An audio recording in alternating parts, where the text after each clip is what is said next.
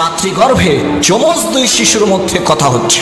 একজন আরেকজনকে বলছে, তুমি কি প্রসব পরবর্তী জীবনে বিশ্বাস করো? তখন দ্বিতীয় জন বলল, অবশ্যই বিশ্বাস করি। প্রসব পরবর্তী জীবনে আমরা বিভিন্ন ধরনের সুস্বাদু খাবার খেতে পারবো, খুব সুন্দর সুন্দর পোশাক পরতে পারবো, রং বেরঙের ফুলের ঘ্রাণ নিতে পারবো, বিচিত্র ধরনের জীবজন্তু পশু পাখি আর মানব জাতিকে দেখতে পাবো, আর সবচাইতে বড় কথা, আমরা সেখানে আমাদের মাকে দেখতে পাবো। তখন প্রথম জন বলল, আরে বেটা বেকুব, মা বলতে কিচ্ছু নাই, মা যদি থাকতো তাহলে তাকে আমরা দেখতে পাই না কেন? তখন দ্বিতীয় জন বলল, আরে ভাই, আমাদের মা আমাদেরকে চারপাশ থেকে ঘিরে আছে, প্রসব পরবর্তী জীবনেই তাকে আমরা দেখতে পাবো। তখন প্রথম জন বলল, বেটা, যদি সত্যি প্রসব পরবর্তী জীবন থাকতো তাহলে সেই জীবন থেকে এই জীবনে কেউ ফিরে আসে না কেন?